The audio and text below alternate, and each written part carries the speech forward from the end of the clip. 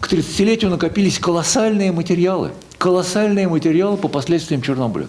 Считается во всем мире, что Чернобыль – это Украина, Белоруссия и Россия. Так вот, Украина, Белоруссия и Россия – это только 47% радионуклидов, а все остальные в других местах. Чернобыльское облако 3 или 4 крутилось над всей планетой, в основном северное полушарие. 400 миллионов человек получили значимое чернобыльское облучение.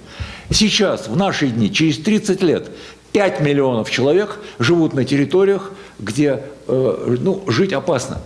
Больше 1 кюри на квадратный километр. 5 миллионов человек, в том числе 800 тысяч детей. Все оказалось сложнее, чем думали раньше, чем думали сначала. Будет распад радионуклидов, через 30 лет все будет замечательно, ничего страшного, что не распадется, то уйдет вниз.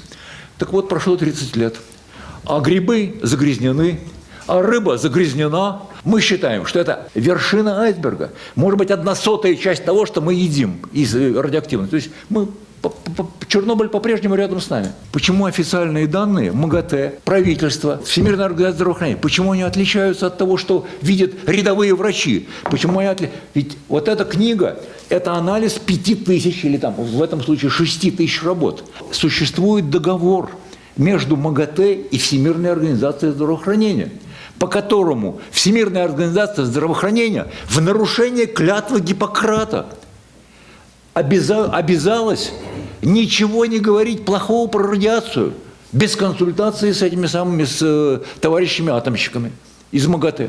Большое количество людей потеряло льготы, или льготы для них были существенным образом сокращены.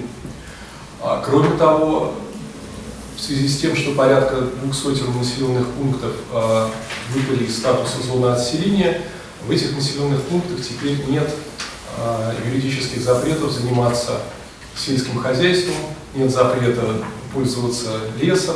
Уроки не выучены не только в России, а уроки не выучены во всем мире.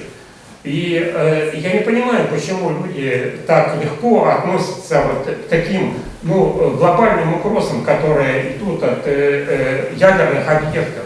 Все-таки ядерные объекты – это высокопотенциально опасные объекты, и эти уроки должны быть выучены.